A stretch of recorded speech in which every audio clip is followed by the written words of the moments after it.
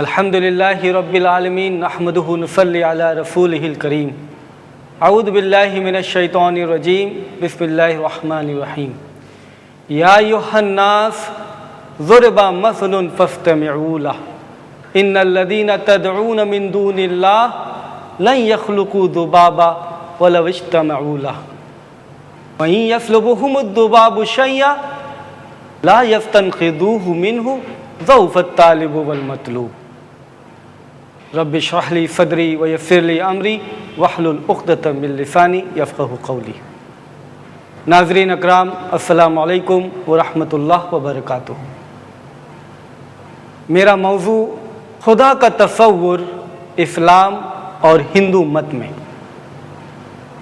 قرآن پاک میں سورۃ الاسراء 17 نمبر کی سورت 110 نمبر کی آیت میں اللہ پاک یوں فرماتا ہے، قُلِ ادعوا اللَّهَ أَوِ ادعوا الرَّحْمَنَ أَيَّمَّا تَدْعُوا فَلَهُ الْأَسْمَاءُ الْحُسْنَى، کہ کہہ دو اللہ کہہ کے پکارو یا رحمان کہہ کے پکارو، سارے اچھے نام اس کے ہیں۔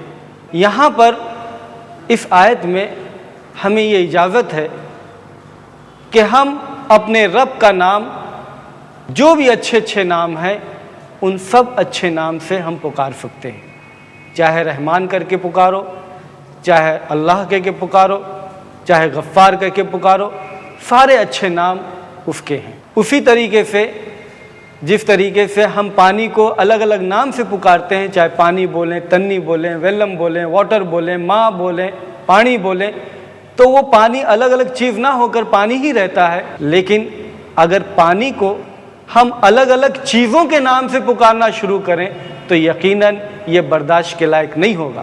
ہم پانی کو ویلم بولیں، تنی بولیں، جل بولیں، واٹر بولیں، تب تک تو ٹھیک ہے، لیکن پانی کو اگر ہم یہ کہتے ہیں کہ یہ واٹر ہے، جل ہے، اور تیل بھی ہے، دودھ بھی ہے، پیشاب بھی ہے، کرسی بھی ہے، پتھر بھی ہے، کوئی بھی اس چیز کا گوارا نہیں کرے گا کہ وہ اس کی اجازت دے۔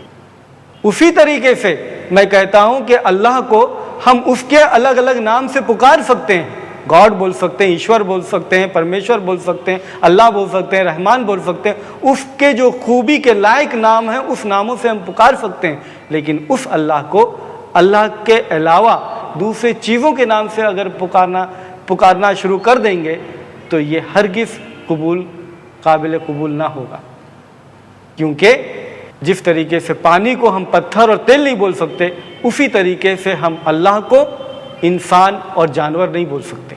اگر ہم اللہ کو بھی پہچان جائیں اور اچھی طریقے سے جان لیں تو ہم اس کو بھی پہچاننے میں دھوکہ نہیں کھائیں گے، اور اس کو پہچاننے کے لیے اسلام نے بہت ہی اچھا اس کا تعارف دیا ہے، ڈیفینیشن دیا ہے، جو ہے سورۃ الاخلاص کے اندر۔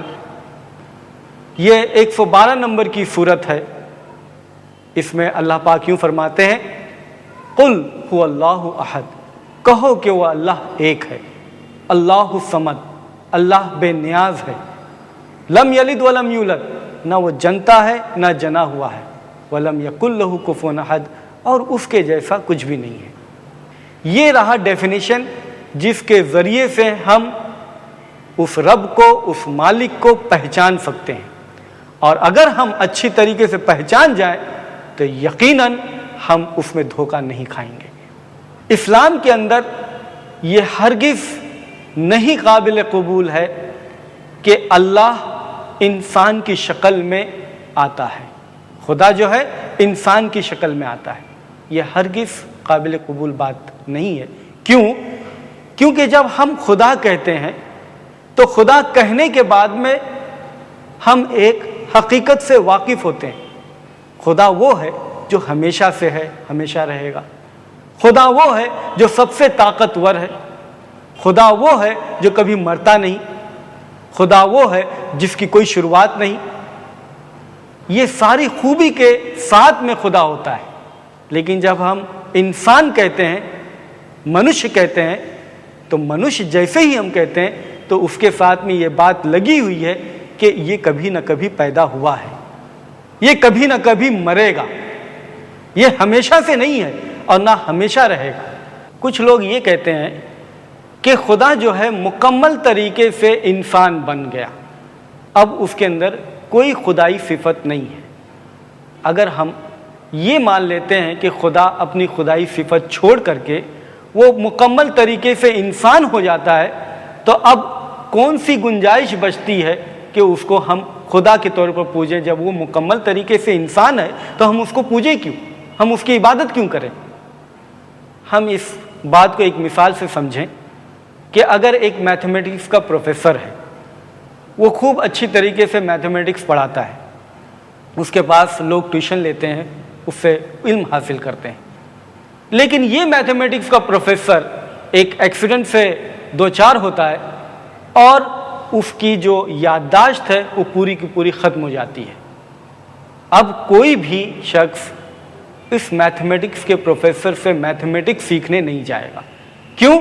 کیونکہ وہ جو خوبی تھی اس کے پاس میں اب وہ نہیں ہے، جس وجہ سے لوگ اس کے پاس میں ٹیوشن لیتے تھے، اب وہ خوبی نہیں ہے۔ جب وہ خوبی نہیں ہے تو اب اس کے پاس میں کوئی ٹیوشن لینے نہیں جائے گا۔ اسی طریقے سے اگر اللہ خدا انسان بن جائے تو ہرگز اب وہ خدائی خوبیاں ہیں ہی نہیں، تو اس کی عبادت کیوں کی جائے اس کی عبادت؟ تو یہ بھی درست نہیں کہ اللہ یا خدا وہ انسان بن کر کے آتا ہے۔ اللہ ہرگز اس کو کوئی ضرورت نہیں کہ وہ انسان بن کر کے آئے۔ وہ اللہ ہو کر یقیناً، اللہ ہوتے ہوئے وہ یقیناً بخوبی سب کے بارے میں جانتا ہے۔ یہی وہ بات جو لوگوں کے سمجھ میں نہیں آتی، اسی وجہ سے لوگ اس نتیجے پر پہنچ جاتے ہیں کہ خدا کو، مالک کو، اللہ کو انسانی شکل اختیار کرنی پڑے گی۔ وہ یہ کہتے ہیں کہ خدا اتنا پاک ہے، اتنا ہولی ہے، اتنا بزرگ ہے، اتنا اچھا ہے کہ اس کو نہیں پتہ چلتا کہ انسان کے ساتھ میں کیا دو چار ہوتے ہیں، کیا پریشانی ہوتی، کیا تکلیف ہوتی ہے، کیا غم ہے، کیا سکھ ہے، اس کو یہ پتہ نہیں چلتا، کیونکہ وہ خدا ہے، وہ ہولی ہے، وہ ایک دم پاک ہے، بزرگ ہے۔ حالانکہ یہ بات کچھ جمتی نہیں، سمجھ میں نہیں آتی کہ ایک جگہ پر اگر وہ پاک ہے، بزرگ ہے، ہولی ہے، تو اس کو سمجھ میں کیوں نہیں آئے گا؟ خدا ہے، اس کو ساری چیزیں سمجھ میں آتی ہے، لیکن کچھ حضرات ایسا تک لگاتے ہیں کہ خدا اتنا ہولی ہے، اتنا پاک ہے کہ اس کو یہ سمجھ میں نہیں آتا کہ انسان کے دکھ کیا ہیں، اس کا انسان کے سکھ کیا ہے، اس کو تکلیف ہوتی تو کیسے لگتا ہے، تو اس لیے وہ انسانی شکل میں آتا ہے۔ حالانکہ ہم یہ کہتے ہیں کہ خدا اتنا اعلیٰ ہے، اتنا بڑا ہے کہ وہ خدا ہونے کے باوجود، بزرگ ہونے کے باوجود، پاک ہونے کے باوجود، ہولی ہونے کے باوجود وہ سب کچھ جانتا ہے۔ وہ کیسے یہ نہیں جانے گا جس کو اس نے خود پیدا کیا ہے؟ مثال کے طور پر ایک انجینئر اگر وی سی آر بناتا ہے، تب اس انجینئر کو وی سی آر کے فنکشنز کو جاننے کے لیے وی سی آر بننے کی ضرورت نہیں ہے۔ وہ انجینئر وی سی آر کے لیے کیٹلاگ بنائے گا اور اس کیٹلاگ کے اندر ساری تفصیل لکھے گا کہ اس طریقے سے اس کا فنکشن ہوگا۔ اس کو خود وی سی آر بننے کی ضرورت نہیں کہ یہ جانے کہ اس کا فنکشن، اس کے ساتھ میں کیا تکلیف ہو سکتی ہے، اگر اس کو یہ بٹن دبائیں گے تو کیا ہوگا، وہ بٹن دبائیں گے کیا ہوگا۔ اس کو خود وی سی آر بننے کی ضرورت نہیں ہے۔ وہ کیا کرے گا؟ کیٹلاگ بنائے گا۔ اسی طریقے سے اللہ جس نے ہم سب کو پیدا کیا ہے، اس کو ہر وہ چیز جو اس نے پیدا کیا ہے وہ سب بننے کی ضرورت نہیں۔ اگر چونٹیوں کو کیا تکلیف ہوتی، اس کو چونٹی بننے کی ضرورت نہیں۔ ہاتھیوں میں کیا تکلیف ہوگی، اس کو ہاتھی بننے کی ضرورت نہیں۔ شیر میں کیا تکلیف ہے، اس کو شیر بننے کی ضرورت نہیں۔ چلچٹا میں کیا تکلیف ہوگی، اس کو چلچٹا بننے کی ضرورت۔ یہ کوئی بات نہیں ہوئی کہ ہر وہ چیز جو اس نے پیدا کیا ہے ان کو سمجھنے کے لیے وہ سب چیز اس کو بننا ہوگا۔ یہ کوئی سمجھ میں آنے والی بات، ماننے والی بات نہیں ہے۔ اسلام کے اندر ہم ہرگز یہ تصور نہیں کرتے کہ اللہ کسی بھی جیسا ہو۔ یہ ایک پیور فارم میں اسلام کے اندر ہم کو سبق ملتا ہے کہ ہم اس کے جیسا کسی چیز کو نہیں سمجھیں۔ اور یہ پیغام، جیسے ہم یہ جانتے ہیں، یہ پیغام ہر زمانے میں نبیوں نے، رسولوں نے، رشیوں نے لوگوں تک پہنچایا کہ ہمارا مالک، ہمارا ایشور، اس کا کوئی آکار نہیں، اس کا کوئی شکل نہیں، اس کو کوئی آنکھ نہیں دیکھ سکتے، وہ اس کا کوئی روپ نہیں۔ مثال کے طور پر ہم ہندو کی مذہبی کتابوں کو دیکھیں، اور یہ بہت اچھا طریقہ ہے کہ کسی بھی مذہب کے اندر خدا کا تصور سمجھنے کے لیے اس کی مذہبی کتابوں میں دیکھیں کہ اس کی مذہبی کتابوں میں خدا کے تصور کے تعلق سے بات کیا ہے۔ حالانکہ جو ہم جانتے ہیں کہ ماننے والے ہندو مذہب کے ماننے والے، ان میں کچھ لوگ ایک خدا کے بھی قائل ہیں، کچھ لوگ 3 خدا کے بھی قائل ہیں، کچھ لوگ کروڑوں خدا کے قائل ہیں۔ لیکن اگر پڑھے لکھے ہندو سے پوچھیں تو وہ ہمیشہ یہی کہے گا کہ خدا ایک ہی ہے۔ لیکن اگر ہم اس کی مذہبی کتابوں میں دیکھیں تو اس کی مذہبی کتابوں میں ہمیں ایکشورواد کا کانسیپٹ تصور ملتا ہے۔ ہندوؤں کے نزدیک مقدس کتاب جو سمجھی جاتی ہے وہ وید ہے، لیکن میں اس کا ذکر کرنے سے پہلے میں اس کتاب کا ذکر کرتا ہوں جو آج کل بہت عام ہے اور بہت چرچت ہے، اور وہ کتاب بھگوت گیتا ہے۔ بھگوت گیتا کے اندر 7 نمبر کے ادھیائے اور 20 نمبر کے شلوک میں ہے کہ جو لوگ جن کی بدھی مٹیریلسٹک ڈیزائرز دنیاوی شان و شوکت سے چرا لی گئی ہیں، وہ لوگ جو ہے وہ جھوٹے خداؤں کی پوجا کرتے ہیں اور اپنے ہی طور سے رولز اور ریگولیشنز بناتے ہیں پوجا کرنے کے۔ کیا کہا کہ جن کی بدھی چرا لی گئی ہے، مت ماری ہے دنیا کی چیزوں کے ذریعے سے، وہ لوگ جو ہیں جھوٹے خدا کے ڈیمی گاڈز کے مورتیوں کی پوجا کرتے ہیں اور وہ اپنے طور سے رولز اور ریگولیشنز بناتے ہیں پوجنے کے لیے۔ اپنشد بھی ہندوؤں کے نزدیک مقدس کتاب ہے۔ چھاندوگیہ اپنشد سیکشن 6 چیپٹر 2 اور 1 نمبر کے شلوک میں ہے ایکم ایودیتیم، ایک ہی خدا ہے، ایک ہی ایشور ہے، دوسرا نہیں ہے، وداؤٹ اے سیکنڈ۔ اسی طریقے سے ستا ستارا اپنشد چیپٹر 6 نمبر کے چیپٹر اور 9 نمبر کے شلوک میں ہے نہ کسیہ کسچ جنیتا نہ کدیپا، کہ وہ خدا، وہ ایشور جس کے کوئی پیدا کرنے والا نہیں، جس کو کوئی ماں باپ نہیں اور جس کا کوئی پالنے والا نہیں۔ اسی طریقے سے ستا ستارا اپنشد 4 نمبر کے چیپٹر اور 19 نمبر کے شلوک میں ہے نہ تسیہ پرتما استی، اس کا کوئی آکار نہیں ہے، اس کا کوئی روپ نہیں ہے۔ ستا ستارا اپنشد 4 نمبر کے ادھیائے اور 20 نمبر کے شلوک میں ہے کہ اس کو کوئی آنکھ نے دیکھا ہی نہیں اور نہ دیکھ سکتا ہے، اس کو کوئی سمجھ، اس کو گراف کر ہی نہیں سکتا، سمجھ ہی نہیں سکتا۔ اس کے بعد ہم وید میں دیکھیں، یجروید چیپٹر 32 32 نمبر کے ادھیائے اور 3 نمبر کے شلوک میں ہے نہ تسیہ پرتما استی، کہ اس کا کوئی روپ نہیں، اس کا کوئی آکار نہیں، اس کی کوئی پرتما بن ہی نہیں سکتی۔ یجروید 40 نمبر کے ادھیائے اور 8 نمبر کے شلوک میں ہے کہ اس کا کوئی شریر نہیں، اس کا کوئی آکار نہیں۔ یجروید 40 نمبر کے ادھیائے اور 9 نمبر کے شلوک میں ہے اندھتمہ پریوشنتی یا سمبھوتی مپاستے، کہ جو کوئی پراکرتی کی پوجا کرتا ہے وہ گھور اندھکار میں پروشٹ ہو رہا ہے۔ اندھتمہ پروشنتی یا سمبھوتی مپاستے، اور جو کوئی پراکرتی سے کوئی چیز بنائے اور اس کی پوجا کرے تو وہ اور گھور اندھکار میں پروشٹ ہو رہا ہے۔ یعنی اگر ہم آگ کی پوجا کر رہے ہیں تو گھور اندھکار میں پروشٹ ہو رہے ہیں، اگر ہم زمین کی پوجا کر رہے ہیں تو گھور اندھکار میں پروشٹ ہو رہے ہیں، اگر ہم پیڑ کی پوجا کر رہے ہیں تو گھور اندھکار میں پروشٹ ہو رہے ہیں، اگر ہم پراکرتی کی پوجا کر رہے ہیں تو ہم گھور اندھکار میں پروشٹ ہو رہے ہیں۔ لیکن اگر پراکرتی سے ہم کوئی چیز بنائیں، مٹی سے کوئی چیز بنائیں اور اس کی پوجا کریں، لکڑی سے کوئی چیز بنائیں اور اس کی پوجا کریں، پتھر سے کوئی چیز بنائیں اور اس کی پوجا کریں، آگ سے کوئی چیز بنائیں اور اس کی پوجا کریں، تو اور گھور اندھکار میں پروشٹ ہو رہے ہیں۔ یہ ہے یجروید 40 نمبر کی ادھیائے اور 9 نمبر کا شلوک اندھتمہ پروشنتی یا سمبھوتی مپاستے۔ رگ وید وید کی کتابوں میں مقدس کتاب ہے۔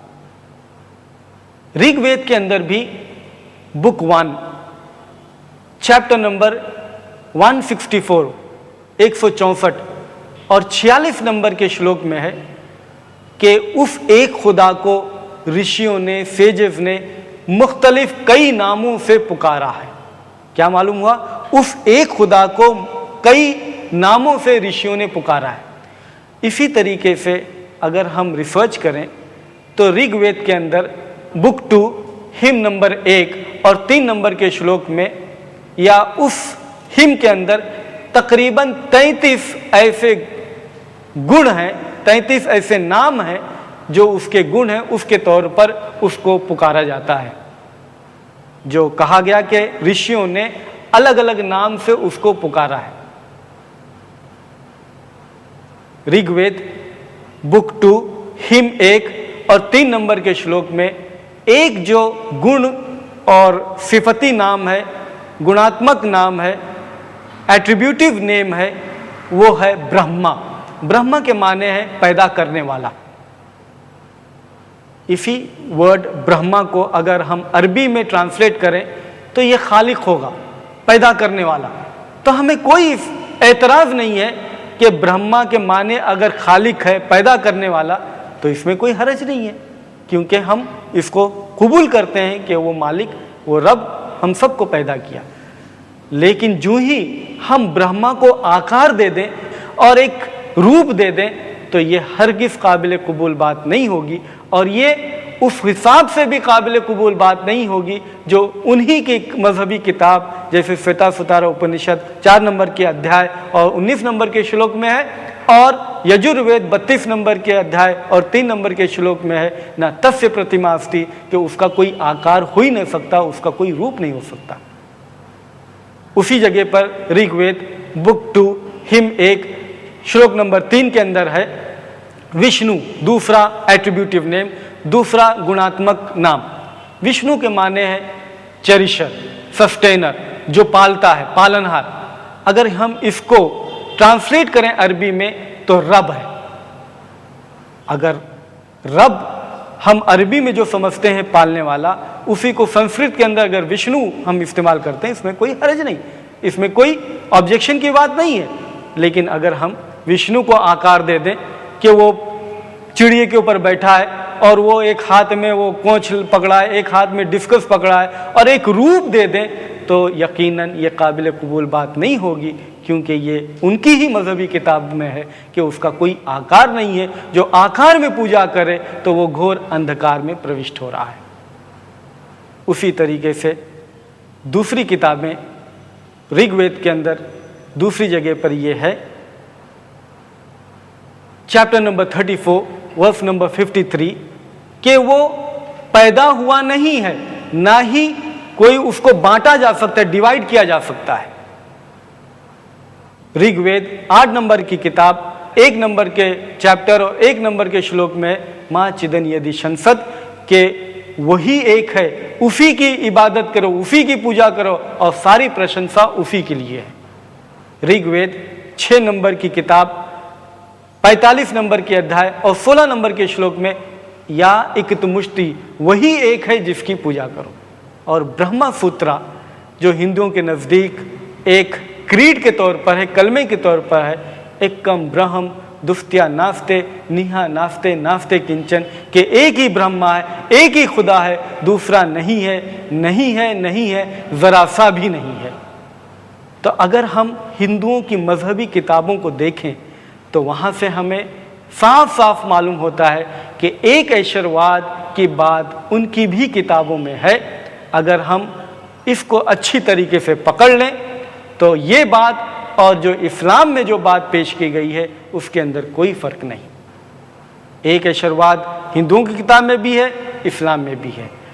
एक कोई ईश्वर का कोई आकार नहीं, हिंदुओं की किताब में भी है और इस्लाम में भी है। जैसे मिसाल के तौर पर सूरत ज़ारियात 51 नंबर की सूरत और 51 नंबर की आयत, फला तजअलू मा लाहि इलाहन आखर, तो तुम अपने पूजने के लिए उस इलाह के लिए कोई एक दूसरा ऑब्जेक्ट ना बनाओ। उस इलाह को पूजने के लिए कोई दूसरा ऑब्जेक्ट ना बनाओ। इसी तरीके से हमें ख्याल रखना चाहिए कि उस अल्लाह को हम पहचानें कि वो अल्लाह कौन है, और उसी तरीके से अगर जब हम पहचान लेंगे तो हम हरगिज़ उसमें धोखा नहीं खाएंगे। और हम अल्लाह के अलावा کسی اور کو پوجیں یہ سمجھ کر کے کہ ہم اس کو پہچانتے نہیں، ہم جانتے نہیں، اس کو دیکھے نہیں ہیں، اور ہم کسی اور چیز کو پوجیں، تو یہ کوئی ماننے جیسی بات نہیں ہے۔ میں ایک مثال سے بات سمجھانے کی کوشش کرتا ہوں کہ اگر مان لو ایک پردیس سے ایک شخص جو ہے وہ ایک غریب آدمی جو غریب ملک میں رہتا ہے، اس کو ہر مہینے اس کا خرچ اٹھاتا ہے، اس کو پڑھاتا ہے، لکھاتا ہے، کھانے پینے کا سارا خرچ اٹھاتا ہے۔ اب یہ شخص جو بچپن سے لے کے جوان ہوتا ہے، پڑھ لکھ کر کے قابل شخص ہوتا ہے، لیکن اس نے پوری زندگی میں اس شخص کو نہیں دیکھا جس نے اس کو پوری زندگی مدد کی ہے۔ اب وہ ایک دن یہ سوچتا ہے کیوں نہ میں فلانے شخص کمار کو اس کو تھینک یو کروں، اس کو دھنیہ واد کروں، شکر ادا کروں۔ تب وہ سوچتا میں نے تو دیکھا نہیں ہے، تو کیوں نہ میں اس کا کوئی روپ دوں، اس کو کاکروچ بناؤں یا ارتھورم بناؤں یا چلچٹا بناؤں، کچھ بناؤں ایسا آکار، اور اس کا فوٹو بناؤں، اس پر ہلدی لگاؤں، کوکو لگاؤں، اور اس کے سامنے ہاتھ جوڑ کے کہوں کہ Kumar thank you very much, بہت بہت دھنیہ واد، تو نے مجھے ہمیشہ ہر مہینے میرا خرچہ دیا ہے، کتنا اچھا آدمی ہے تو، کتنا بھلا آدمی ہے، تو نے کتنا خیال کیا۔ تو اگر اس کمار کو یہ معلوم پڑے کہ یہ آدمی جس کو میں نے پوری زندگی مدد کی، اس کو ہر مہینے خرچہ دیا، اب وہ شخص مجھے نہیں دیکھا اور اس کی وجہ سے وہ میرے لیے چلچا کاکروچ بنا کر کے وہ مجھے تھینک یو کرتا ہے، تو اس کا کتنا بڑا انسلٹ ہے۔ اسی طریقے سے اگر اس کمار اور کاکروچ کے اندر جو فرق ہے، اس فرق کے وجہ سے اس کا انسلٹ ہوتا ہے، اسی طریقے سے اس خدا کا بھی انسلٹ ہے، کیونکہ اس خدا اور جو بھی چیز دنیا میں ہے اس کے بیچ میں زمین آسمان کا فرق ہے، تو اس خدا کو ہم چیزوں جیسا کیسے بنا کر کے پیش کریں اور اس کو کیوں پوجیں؟ اس طریقے سے کرنے سے اس خدا کا انسلٹ ہے۔ میں اپنی بات کو اس آیت سے ختم کرتا ہوں۔ سورۃ الحج 22 نمبر کی سورۃ 73 نمبر کی آیت ہے، جس میں اللہ پاک پوری انسانیت کے سامنے یہ پیش کرتا ہے، یا ایھا الناس، اے انسانوں، اے لوگوں، ضرب مثلا، میں ایک مثال پیش کرتا ہوں، فاستمعوا لہ، تو ذرا اسے سنو۔ ان الذین تدعون من دون اللہ، جو لوگ اللہ کو چھوڑ کر کے پکارتے ہیں دوسرے کو، وہ تو ایک مکھی بھی نہیں پیدا کر سکتے، لن یخلقوا ذبابا، ایک مکھی بھی نہیں پیدا کر سکتے، ولو اجتمعوا لہ، اگر وہ سب اس بات پر ایک جٹ ہو جائیں کہ ایک مکھی کو پیدا کر دیں، اور اگر ان یسلبہم الذباب شیئا، اگر وہ مکھی ان سے کچھ چیز چھین کر کے لے کے چلے جائے، لا یستنقذوہ منہ، اسے تو وہ چھڑا بھی نہیں سکتے۔ ضعف الطالب والمطلوب، کیسے کمزور ہیں جو مانگتے ہیں اور کیسے کمزور ہیں جس سے مانگا جاتا ہے۔ وآخر دعوانا ان الحمد للہ رب العالمین۔ یا طیبہ یا طیبہ یا دوا العیانا، اشتقنا لك والهوى نادانا، والهوى نادانا. طيبة you're the cure and the healing.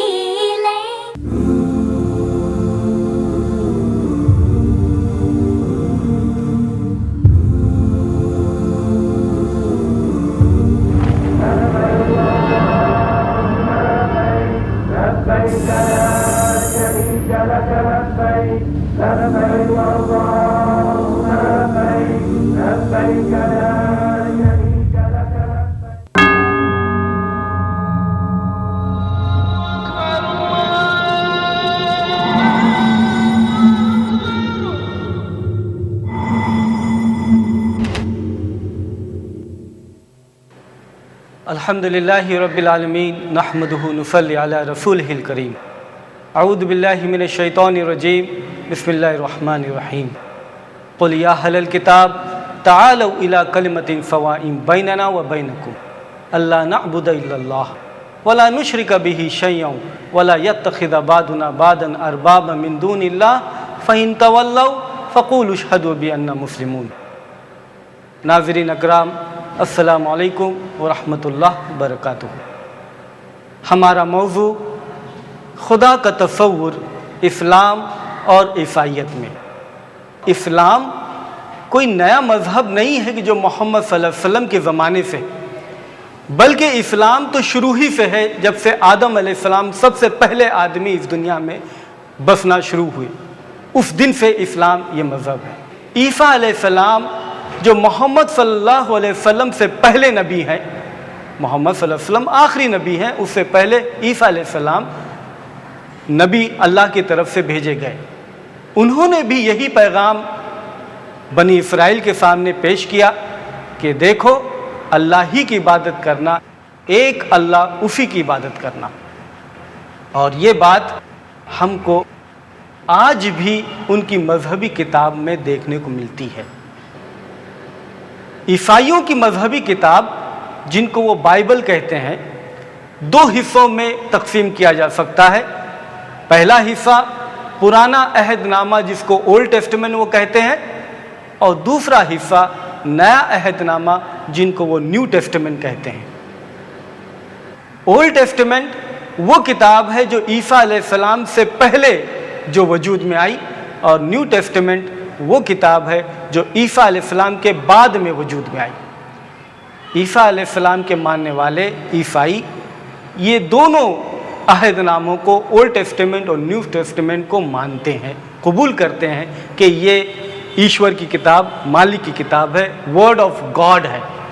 Old testament में हम कुछ बातें देखें कि जब मूसा अलैहिस्सलाम के ताल्लुक़ से ये बात कही जाती है कि मूसा अलैहिस्सलाम से जब ये सवाल उठा कि कौन है रब, कौन है मालिक और कितने खुदा हैं, तो ड्यूटरॉनमी एक किताब का नाम है पुराने अहदनामे में, इस्तिस्ना कहते हैं उसको, अगर उसका उर्दू में या हिंदी में तर्जमा करें, ट्रांसलेट करें, 6 नंबर के बाब और 4 नंबर के वर्स के अंदर है। इब्रानी ज़बान में मूसा अलैहिस्सलाम बनी इसराइल को यूँ कहते हुए, शमा इस्राइलो अदना एलहैन अदना इखद, ए बनी इसराइल सुनो, हमारा खुदावन एक ही खुदा है। इज़ाया एक दूसरी किताब है पुराने अहदनामे में, और 43 नंबर के बाब 11 नंबर के वर्स के अंदर है, मैं ही खुदा हूँ, मेरे अलावा कोई दूसरा नजात करदा नहीं है। इज़ाया 45 नंबर के बाब और 5 नंबर के वर्स के अंदर है, I am Lord and there is none besides मी, मैं ही खुदा हूँ और मेरे अलावा दूसरा कोई नहीं है। इज़ाया 46 नंबर के बाब और 9 नंबर के वर्स के अंदर है, आई एम गॉड, मैं खुदा हूँ, and there is none like me, मैं खुदा हूँ और मेरे जैसा दूसरा कोई नहीं है। इज़ाया की इन तीनों वर्सेस के अंदर हम देखेंगे तो ये बात बिल्कुल साफ तरीके से आती है कि पुराने अंबिया, जितने भी अंबिया आए, यकीनन उन्होंने एक खुदा की दावत दी, एक खुदा को इबादत करने की बात कही। न्यू टेस्टामेंट, नया अहदनामा, जो ईसा अलैहिस्सलाम के बाद की किताब है, इसके अंदर भी हमें एक खुदा की पूजा और इबादत करने की दावत मिलती है। ईसा अलैहिस्सलाम से भी ऐसे ही सवाल किया गया, जो Marcus gospel according to mark chapter 12 verse number 29 के अंदर है कि एक शख्स आता है, पूछता है, good master, first of all the commandment, सबसे पहला जो हुक्म है वो क्या है? ईसा अलैहिस्सलाम हूबहू वही कलिमात, वही बात दोहराते हैं जो मूसा अलैहिस्सलाम ने 1000 साल पहले कहा, वही बात हूबहू ईसा अलैहिस्सलाम दोहराते हैं, शमा इस्राइलो अदना एलहैनो अदना इखद, कि इस्राइल के लोगों सुनो, हमारा खुदावन एक ही खुदा है। मैथ्यू की गॉस्पेल है चैप्टर नंबर 19 वर्सेस 16-17, इसके अंदर एक अमीर आदमी ईसा अलैहिस्सलाम के पास में आता है और कहता है, गुड मास्टर, अच्छे master, what good thing shell I do to enter kingdom of haven, क्या मुझे अच्छे काम करना है कि मैं बादशाहत जो खुदा की है उसके अंदर दाखिल हूँ? ईसा अलैहिस्सलाम उसका जवाब देते हैं, मुझे गुड क्यों कहते हो? देयर इज़ नन गुड, कोई अच्छा नहीं है, सेव गॉड। यानी ईसा अलैहिस्सलाम यहाँ पर कहते हैं कि मुझे गुड मत कहो, गुड तो एक ही है और वो खुदा है, उसको गुड कहो। तो यहाँ पर एक ही खुदा के ताल्लुक से ईसा अलैहिस्सलाम इशारा करते हैं और वो है खुदा ही सिर्फ। लेकिन अफसोस के साथ ये बात कहनी पड़ती है کہ ان کے ماننے والے عیسیٰ علیہ السلام کے ماننے والے عیسائی دھوکے سے، غلطی سے عیسیٰ علیہ السلام کو خود خدا تصور کرتے ہیں، اور وہ کہتے ہیں کہ عیسیٰ علیہ السلام جو ہے انسان کی شکل میں خدا ہے، نعوذ باللہ۔ حالانکہ یہ بات کہیں سے بھی ان کی کتاب سے ثابت نہیں ہوتی۔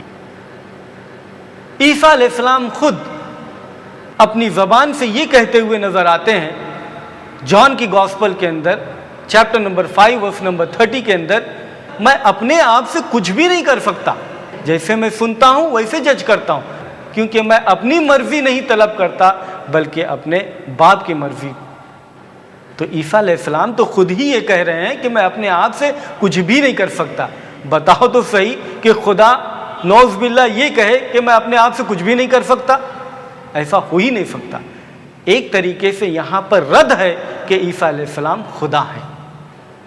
اسی طریقے سے عیسیٰ علیہ السلام gospel according to John 14 number کی چیپٹر اور ورس نمبر 28 میں یہ کہتے ہوئے ملیں گے کہ my father is greater than آئی، میرا باپ مجھ سے بڑا ہے۔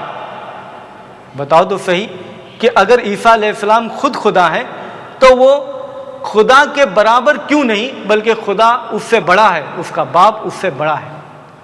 اگر عیسیٰ علیہ السلام اور باپ ان کے دونوں ایک ہی ہیں تو کس طریقے سے وہ چھوٹے ہیں اور کس طریقے سے باپ جو ہے بڑا ہو جائے؟ اس سے معلوم ہوتا ہے کہ عیسیٰ علیہ السلام ہرگز یہ یقین نہیں رکھتے، کبھی انہوں نے یہ اشارہ بھی نہیں دیا کہ وہ خود خدا ہیں۔ Gospel according to John chapter number 10 verse number 29 کے اندر ہے کہ عیسیٰ علیہ السلام یہ کہتے ہیں my father is greater than آل، میرا باپ سب سے بڑا ہے۔ متی کی gospel chapter number 12 verse number 28 کے اندر ہے میں شیطانوں کو باہر پھینکتا ہوں، نکالتا ہوں خدا کی روح سے۔ عیسیٰ علیہ السلام خود یہ نہیں کہہ رہے کہ میں اپنے طور پر نکالتا ہوں بلکہ خدا کی روح سے میں شیطانوں کو باہر نکالتا ہوں۔ لوک چیپٹر 11 ورس نمبر 20 کے اندر ہے میں خدا کی انگلی سے شیطانوں کو باہر نکالتا ہوں۔ یہ ساری بات اس طرف اشارہ کرتی ہیں کہ عیسیٰ علیہ السلام ہرگز اپنے طور پر اپنے آپ کی طرف وہ اشارہ بھی نہیں کرتے کہ وہ خود خدا ہیں، بلکہ ان کا مقصد، ان کا مشن جو وہ لے کر آئے تھے اس کو صاف صاف بیان کرتے ہیں۔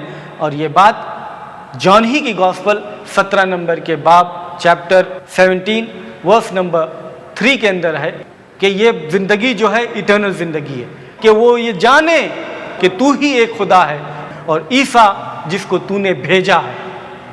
بتاؤ عیسیٰ علیہ السلام یہ ایمفسائز اور یہ زوردار طریقے سے کہتے ہوئے نظر آ رہے ہیں کہ وہ جان جائے کہ تو ہی خدا ہے، تو ہی ایک خدا ہے، اور عیسیٰ جس کو تو نے بھیجا ہے۔ تو جو بھیجا گیا ہے وہ خدا نہیں ہے بلکہ جو بھیجا ہوا ہوتا ہے وہ رسول ہوتا ہے، وہ پیغمبر ہوتا ہے۔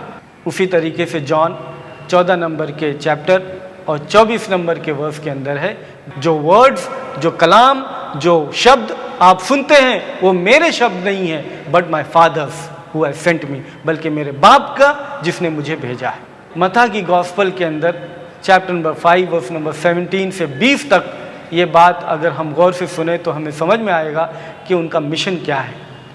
عیسیٰ علیہ السلام یہ کہتے ہوئے آپ کو ملیں گے، یہ نہ سوچو کہ میں پرانے عہدوں کو، پرانے قانون کو توڑنے آیا ہوں بلکہ ان کو سب کو پورا کرنے آیا ہوں۔ بلکہ آگے یوں بات آتی ہے کہ اگر ان میں سے ایک بھی چھوٹے سے چھوٹے عہد کو توڑے گا وہ ساری بادشاہت میں سب سے کم تر، سب سے چھوٹا کہلایا جائے گا، اور اس میں سے اگر ایک کو بھی وہ سکھائے گا اور عمل کرے گا تو ساری بادشاہت میں وہ سب سے بڑا کہلائے گا۔ تو یہاں صاف یہ بتایا گیا کہ عیسیٰ علیہ السلام پیغمبر ہیں، عیسیٰ علیہ السلام اللہ کا پیغام لے کے آئے ہیں، اور حقیقت میں ہر انبیاء، ہر نبی نے یہی کیا۔ انہوں نے اپنی طرف سے بات نہیں کی بلکہ اپنے مالک، اپنے رب کا پیغام لوگوں تک پہنچایا۔ ہو بہو حضرت محمد صلی اللہ علیہ وسلم جو آخری نبی ہیں انہوں نے بھی اپنے لوگوں کے سامنے اللہ کا پیغام کو پہنچایا، اور اسی طریقے سے خدا کا تصور اسلام میں بھی توحید اور ایک خدا کا ہی ملے گا۔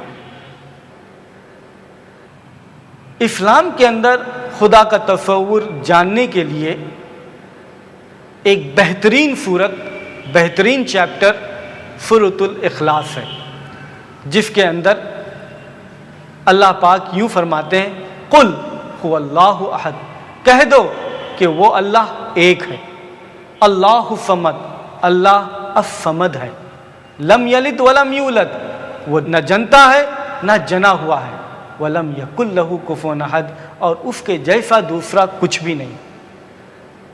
یہ چار باتیں اگر ہم اچھی طریقے سے سمجھ جائیں تو یقین مانیے ہم اپنی زندگی میں ہرگز دھوکہ نہیں کھائیں گے اپنے رب، اپنے مالک کو پہچاننے میں۔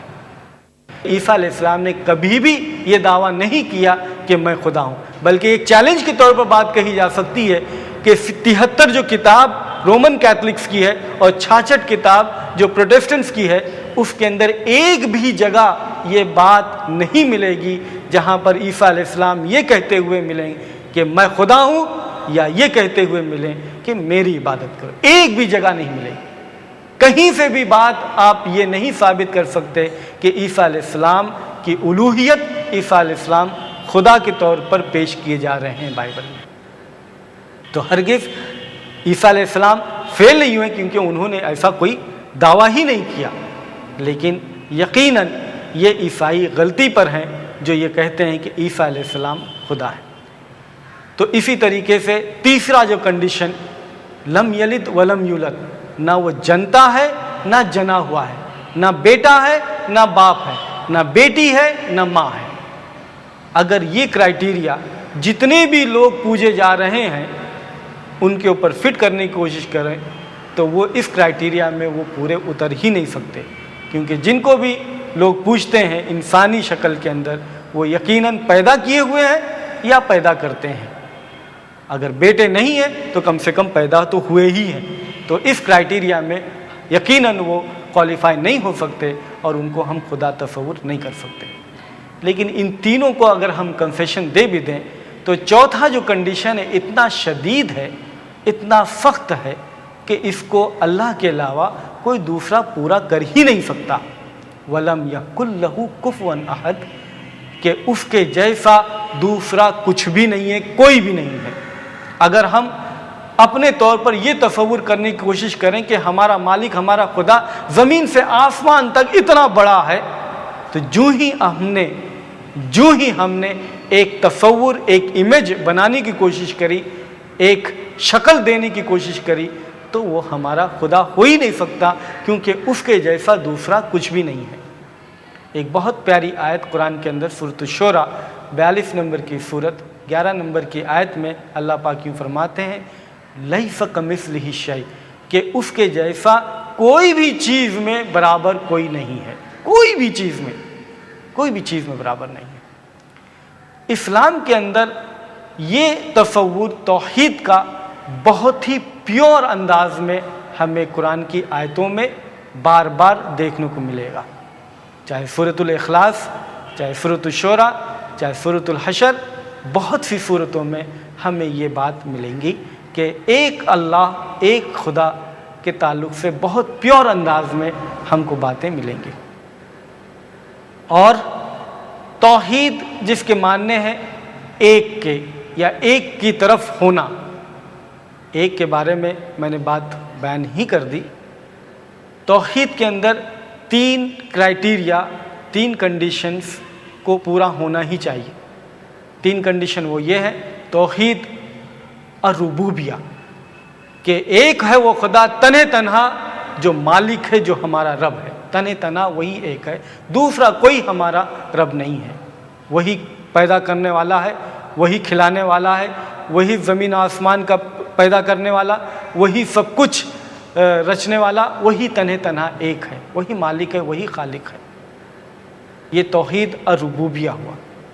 دوسرے توحید اسماء و صفات، کہ جتنے بھی اس کے نام ہیں اور جتنے بھی اس کی صفات ہیں، گن ہیں، کوالٹیز ہیں، وہ تنہا تنہا اسی کے لیے ہے، ویسا کسی دوسرے کے لیے نہیں ہو سکتا۔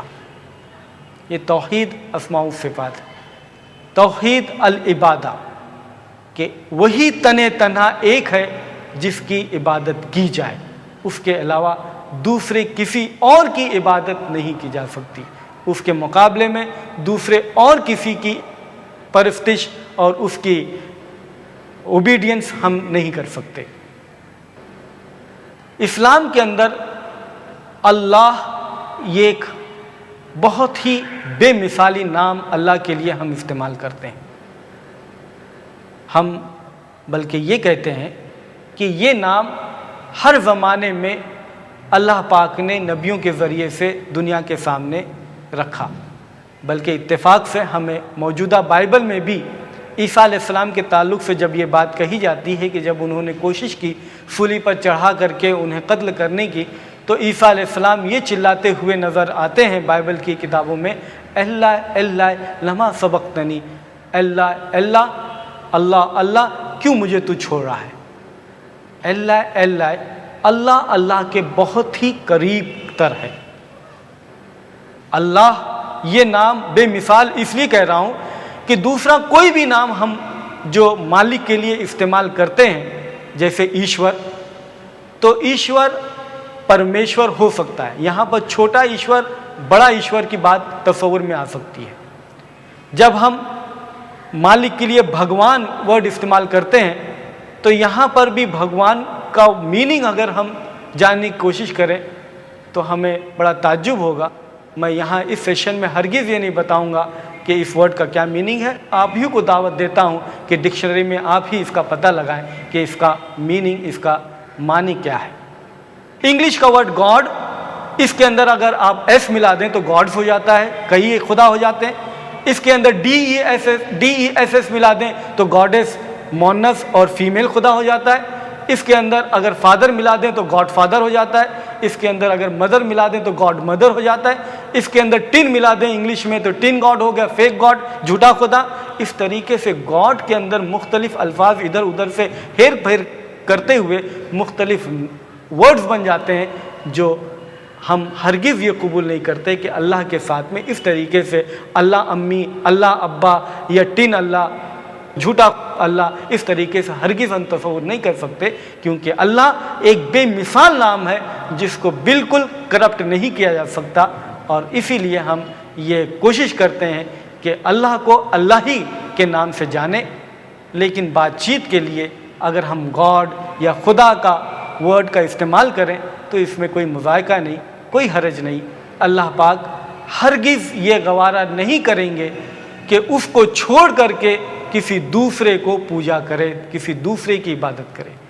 یہ کیسے ممکن ہے کہ اللہ پاک جس نے ہم کو سب کچھ دیا، جس نے ہم کو پیدا کیا، جس نے ہم کو کھانے پینے کی چیزیں مہیا کی، جس نے یہ زمین دی ہم کو اس کے اوپر بسنے کے لیے، جس نے آسمان سے پانی برسایا ہمارے لیے پینے کے لیے، وہ خدا یہ کیسے برداشت کرے کہ اس کو چھوڑ کر کے تم کسی دوسرے کو یہ سمجھو کہ اس نے پیدا کیا، اس نے زمین بنائی، اس نے پانی برسایا، وہ جلاتا ہے، وہی مارتا ہے، وہ دوسرا کوئی مارتا ہے، اس طریقے سے کیسے تصور کر سکتے؟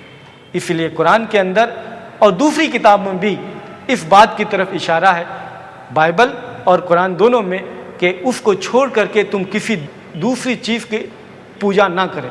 ایکسوڈس دوسری ایک کتاب ہے بائبل کی، چیپٹر نمبر 20 ورس نمبر 3 سے 5 تک یہ بات آتی ہے کہ تم اس کے علاوہ کسی اور کی پوجا مت کرو، تم اس کے علاوہ اس کے لیے کسی اور چیز کو تراش کر کے خدا نہ بناؤ، چاہے وہ زمین میں کوئی چیز ہو، چاہے آسمانوں میں کوئی چیز ہو، چاہے پانی کے اندر نیچے کوئی چیز ہو، اس کے جیسا اس کے لیے کوئی چیز تراش کر کے اس کی پوجا نہ کرو۔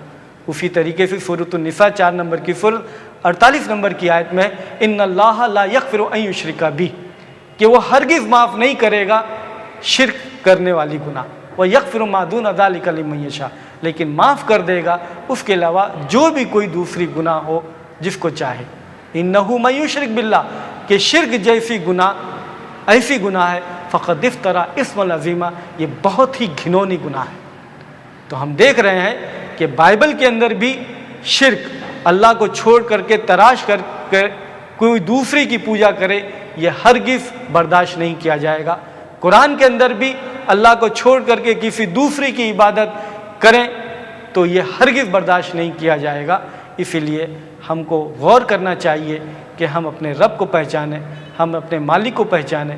کہیں ایسا نہ ہو کہ یہ دنیا جس میں ہم آئے ہیں ایک آزمائش کے طور پر ہم اپنی پوری زندگی گزار دیں اور پوری زندگی میں یہ بھی نہ پتہ کر پائیں، یہ بھی نہ جان پائیں کہ ہمارا رب کون ہے، ہمارا مالک کون ہے۔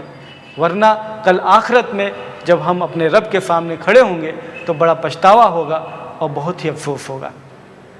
میں اپنی بات اس آیت سے ختم کرتا ہوں جس آیت سے میں نے اپنی بات شروع کی تھی، جو سورۃ آل عمران 3 نمبر کی سورت 64 نمبر کی آیت ہے، قل یا اہل الکتاب، کہو اے اہل کتاب، یہ یہودی اور نصارہ، تعالوا الی کلمۃ سواء بیننا و بینکم، آؤ تم سب ایک ایسے کلمے کی طرف جو ایک سا ہے ہمارے بیچ، اللہ نعبد الا اللہ، کہ ہم ایک ہی اللہ کی عبادت کریں، ولا نشرک بہ شیئا، اور ہم کسی اور کو اس کے ساتھ شریک نہ کریں، ولا یتخذ بعضنا بعضا اربابا من دون اللہ، اور ہم اپنے آپ میں سے کسی کو اپنا رب نہ بنا بیٹھے، فإن تولوا، اور اگر وہ اس سے پھر جائیں، فقولوا اشہدوا، تو اس پر گواہ رہو، بأننا مسلمون، کہ ہم سب اللہ کے تابع ہیں۔